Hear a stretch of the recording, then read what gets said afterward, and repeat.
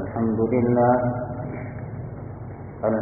لله نحمده ونستعينه ونستغفره ونؤمن به ونتوكل عليه ونعوذ بالله من شرور أنفسنا ومن سيئات أعمالنا من يهده الله فلا مضل له ومن يضلله فلا هادي له ونشهد أن لا إله إلا الله وحده لا شريك له ونشهد أن سيدنا ومولانا محمدا عبده ورسوله أما بعد قال الله تبارك وتعالى في كلامه المجيد والفرقان الحميد أعوذ بالله من الشيطان الرجيم بسم الله الرحمن الرحيم والفجر وليال عشر والشفع والوتر والليل إذا يسر وعن ابن عباس رضي الله تعالى عنهما قال قال رسول الله صلى الله عليه وسلم ما من أيام العمل الصالح فيهن أحب إلى الله من هذه الأيام العشرة قالوا يا رسول الله ولا الجهاد في سبيل الله قال ولا الجهاد في سبيل الله إلا رجل خرج بنفسه وماله فلم يرجع من ذلك بشيء أو كما قال عليه الصلاة والسلام وعن أبي قتادة رضي الله تعالى عنه قال قال رسول الله صلى الله عليه وسلم صيام يوم عرفة إني أحتسب على الله أن يكفر السنة التي قبله والسنة التي بعده أو كما قال عليه الصلاة والسلام صدق الله العظيم وصدق رسوله النبي الكريم ونحن على ذلك من الشاهدين والشاكرين والحمد لله رب العالمين. محترم دوستو بزرگو، اسلامی سال کا 11واں مہینہ ذی قعدہ قریب الوقت ہے. آج ماہ ذی قعدہ کی 27ویں تاریخ ہے. اسلامی سال کے آخری مہینہ یعنی ماہ ذی الحجہ کی آمد ہے. اس مہینے کے پہلے آخری کی قرآن حدیث میں بہت سی فضیلتیں بیان فرمائی گئی ہے. لہذا ان ایام کے فضائل آپ حضرت کے سامنے بیان کیے جا رہے ہیں. میرے لیے بھائیوں، اللہ تبارک و تعالیٰ نے کسی دن اور کسی رات کو بھی مخصوص نہیں بنایا، مگر اللہ تبارک و تعالیٰ نے اپنی خاص حکمت کے پیش نظر بعض دنوں کو بعض دنوں پر اور بعض راتوں کو بعض راتوں پر فضیلت عطا فرمائی ہے. مثلاً ہفتہ کے 7 دنوں میں جمعہ کے دن کو دیگر ایام پر فضیلت عطا فرمائی. اسی طرح سال کے 12 مہینوں میں رمضان المبارک کو دیگر مہینوں پر فضیلت عطا فرمائی. بالکل اسی طرح رمضان کے علاوہ سال بھر کے دنوں میں اشرہ ذی الحجہ کو یعنی ذی الحجہ مہینے کے پہلے 10 دنوں کو سال بھر کے تمام دنوں پر فضیلت عطا فرمائی. واقعہ یہ ہے کہ اسلامی سال کے اس آخری مہینے کے پہلے عشرے کو جس قدر فضیلت اہمیت اور عظمت حاصل ہے، سال بھر کے دنوں میں اور راتوں میں کسی دن اور کسی رات کو یہ حاصل نہیں. اس کا ہر دن مبارک ہے، ہر رات بڑی بابرکت ہے، اور اس کی فضیلت کو قرآن کریم میں اس طرح بیان فرمایا گیا ہے والفجر وليال عشر، قسم ہے فجر کی اور قسم ہے لیال عشر کی۔ حضرت مفسرین کی ایک جماعت نے ذی الحجہ کی 10 تاریخ یعنی یوم نحر عید الاضحیٰ کی صبح مراد لی ہے۔ رہی بات لیال عشر کی تو اس کے مطابق حضرات مفسرین فرماتے ہیں کہ یہ عشرہ ذی الحجہ یعنی پہلا عشرہ ہے ذی الحجہ مہینے کا، کیونکہ اس کی بہت ساری فضیلت قرآن اور حدیث میں بیان فرمائی گئی ہے۔ دور منصور میں بروایت حضرت جابر رضی اللہ تعالیٰ عنہ خود رسول کریم صلی اللہ علیہ وسلم سے بھی یہی نقل کیا گیا ہے کہ لیال عشر سے مراد ذی الحجہ کی ابتدائی 10 راتیں ہیں۔ حضرت ابن عباس رضی اللہ تعالیٰ عنہما سے مروی ہے، وہ فرماتے ہیں کہ یہ 10 اور 10 راتیں وہی ہیں جو حضرت موسیٰ علیہ السلام کے قصے میں آئی ہے۔ آیت کریمہ وَأَتْمَمْنَاهَا بِعَشْرٍ میں جس کا ذکر ہے، مختصر واقعہ یہ کہ مصر میں حضرت موسیٰ علیہ السلام کی قوم بنی اسرائیل بہت ہی زیادہ مقبول و مشہور تھی۔ فرعون کے دور حکومت میں ان کو یہ حکم تھا کہ وہ ایمان لائے اور گھروں میں ہی نماز پڑھ لیا کرے۔ جب فرعونوں سے نجات پا کر بنی اسرائیل تمام تر پریشانیوں سے مطمئن ہو گئے تو انہیں احکام الہی کے مطابق زندگی گزارنے کے لیے کوئی کتاب اور شریعت کی ضرورت تھی۔ حضرت موسیٰ علیہ السلام نے اس کے لیے اللہ تبارک و تعالیٰ سے دعا فرمائی۔ اللہ رب العزت نے حضرت موسیٰ علیہ السلام کو تورات شریف ادا کرنے کے لیے کوہ طور پر بلایا اور وہاں 30 دن تک اعتکاف کرنے اور روزے رکھنے کا حکم فرمایا۔ یہ 30 دن جس میں حضرت موسیٰ علیہ السلام نے روزے رکھے، یہ ماہ ذی القعدہ کا مہینہ تھا۔ 30 راتوں کے گزر جانے کے بعد حضرت موسیٰ علیہ السلام نے مسواک کر لی، جس کی انہیں اجازت نہ دی، جس کی وجہ سے وہ خاص قسم کی بو جاتی رہی جو روزے دار کے منہ میں روزے کی برکت کی وجہ سے پیدا ہوتی ہے۔ اللہ تبارک و تعالیٰ نے حضرت موسیٰ علیہ السلام پر وحی نازل فرمائی کہ اے موسیٰ، میرے نزدیک بوئے دہن، میرے نزدیک روزے دار کی بوئے دہن موئے مشتفی کی زیادہ خوشبودار ہے اور تم نے اسی کو ختم کر دیا، لہذا روزوں میں مزید 10 دنوں کا اضافہ فرمائیے۔ یہ 10 دن وہی تھے عشرہ ذی الحجہ کے پہلے آخر تھے۔ اس سے اس مہینے کی فضیلت ثابت ہوتی ہے اور اللہ رب العزت نے بھی قرآن کریم میں فرمایا والفجر ولیال عشر، لیال عشر کی اللہ رب العزت نے قسم کھائی۔ یوں تو اللہ تبارک و تعالیٰ کو بندوں کو کسی چیز کا یقین دلانے کے لیے قسم کھانے کی ضرورت نہیں ہے، پھر بھی اگر اللہ تبارک و تعالیٰ کسی چیز کی قسم کھا لیتے ہیں تو یہ اس چیز کی فضیلت میں اضافے کا باعث ہوا کرتی ہے۔ لہذا اللہ رب العزت کا لیال عشر کا قسم کھانا یہ ان راتوں کی فضیلت کو بیان کرتا ہے۔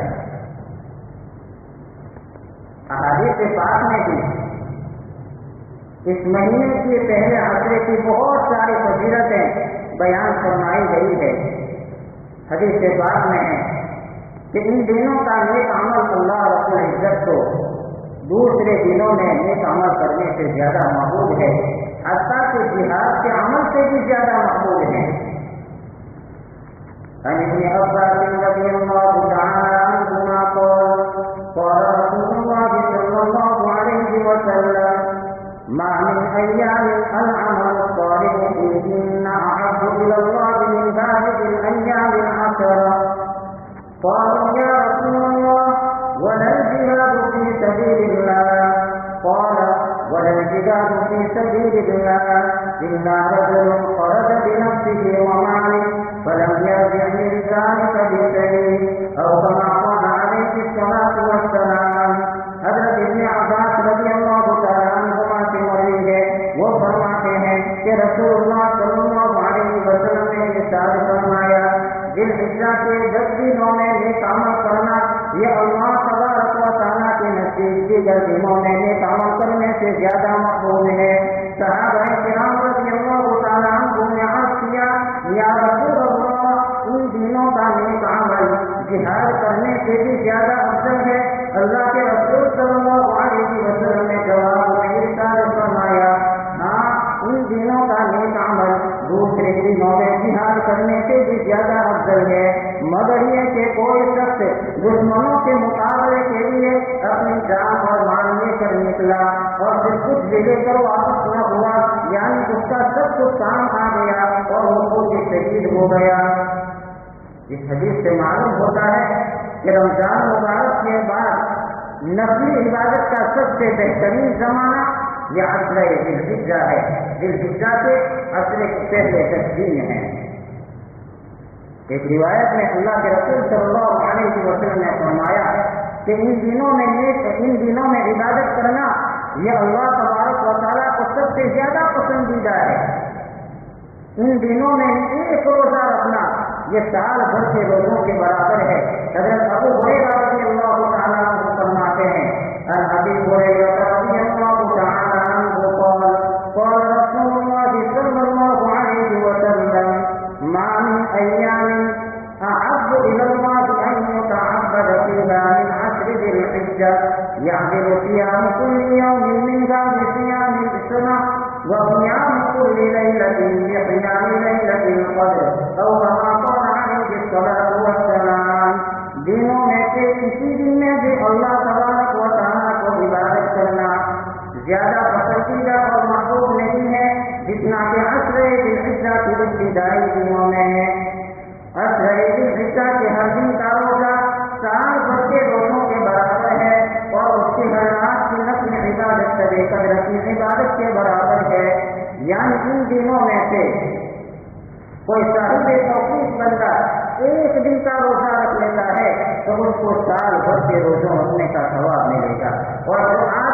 جو صاحب توفیق بندہ ان راتوں میں سے ایک رات اگر عبادت کر لیتا ہے تو اس کو شب قدر کی عبادت کے برابر ثواب ملتا ہے. یہی وجہ ہے کہ رسول کریم صلی اللہ علیہ وسلم رمضان مبارک کے علاوہ ان دونوں میں خصوصیت کے ساتھ عبادت کا اہتمام فرمایا کرتے تھے. حضرت حفصہ رضی اللہ تعالیٰ عنہ فرماتی ہے، ان حفصہ رضی اللہ تعالیٰ عنہ قالت اربع لم تكن يدعوهن النبي صلى الله عليه وسلم صيام عاشوراء والعشر وثلاثة أيام من كل شهر وركعتان قبل الفجر أو كما قال عليه الصلاة والسلام. حضرت حفصہ رضی اللہ تعالیٰ عنہ فرماتی ہے کہ رسول اللہ صلی اللہ علیہ وسلم 4 چیزوں کا بہت زیادہ اہتمام فرمایا کرتے تھے: عاشوراء کے روزوں کا، ذوالحجہ کے پہلے عشرے کے روزوں کا، ہر مہینے کے 3 روزوں کا اور فجر سے پہلے کی 2 رکعتوں کا. یہ 4 عمل اگرچہ واجب اور فرض نہیں ہے لیکن اللہ کے رسول صلی اللہ علیہ وسلم ان کا اتنا اہتمام فرمایا کرتے تھے کہ زندگی میں کبھی بھی عمل کو نہیں چھوڑا ہے. اور ایک خاص بات جو یاد رکھنے کی ہے کہ حدیث میں فرمایا گیا والعشر، یعنی اللہ کے رسول صلی اللہ علیہ وسلم اس مہینے میں پورے 10 دن کا روزہ رکھا کرتے تھے. آپ یاد رکھیے کہ یہاں پر 9 دنوں کو مجازن 10 دن فرمایا گیا ہے، یعنی یکم ذوالحجہ سے 9 ذوالحجہ تک اللہ کے رسول صلی اللہ علیہ وسلم روزے رکھتے تھے. اور 10ویں دن یہ تو قربانی کا دن ہے اور اس دن میں تو روزہ رکھنا ممنوع ہے. لہذا اس حدیث میں جو 10 کا لفظ ہے یہ مجازن ہے، یعنی 9 دنوں کو مجازن 10 دن فرمایا گیا ہے. الغرض رمضان مبارک کے بعد اس مہینے کے بہت سارے فضائل قرآن اور حدیث میں بیان فرمائے گئے ہیں. اس کی چند وجوہات اور چند خصوصیات ہیں، جن میں سے ایک وجہ یہ ہے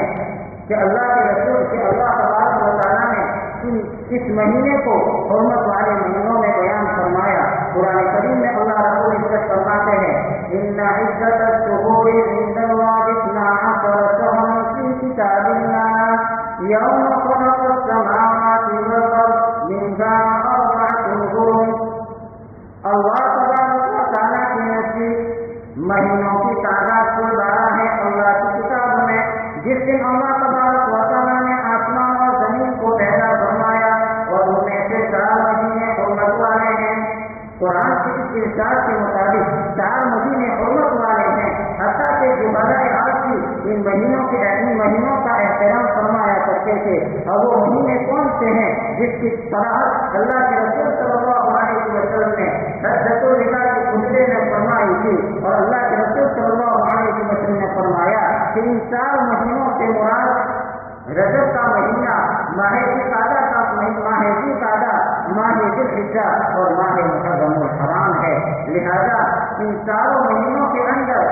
زیادہ سے زیادہ عبادت اور زیادہ سے زیادہ نیک عمل کرنے چاہیے اور اپنے آپ کو گناہوں سے بچانا چاہیے۔ اس مہینے کی خصوصیت اس وجہ سے بھی ہے کہ یہ مہینہ یہ حج والا مہینہ ہے، کیونکہ ذوالحجہ کا معنی ہوتا ہے حج والا مہینہ۔ اللہ رب العزت فرماتے ہیں الحج اشہر معلومات کہ حج کے چند مہینے مشہور ہیں، ان میں سے ماہ ذوالحجہ کے 10 دن جو ہے اور بطور اسی مہینے کے اندر یعنی ماہ ذوالحجہ کے مہینے کے اندر ہی یہ حج والا مبارک عمل ہوتا ہے، یعنی 8، 9، 10 اور 11 اور 12 تاریخ کو یہ حج کے 5 خاص دن ہیں، اور ان دنوں کے علاوہ حج جیسے عمل کو دوسرے دنوں میں عمل نہیں کیا جاتا ہے۔ یہ حج والا عمل کسی مہینے میں ہونا یہ اس ماہ کی فضیلت کو بیان کرتا ہے۔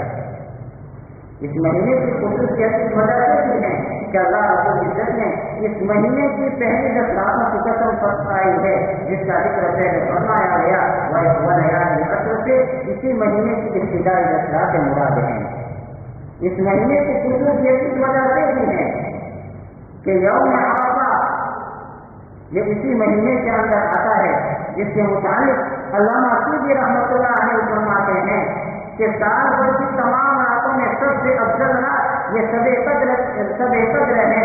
اور دنوں میں سب سے افضل دن یہ عرفہ کا دن ہے، اور وہ بھی اسی مہینے میں آتا ہے۔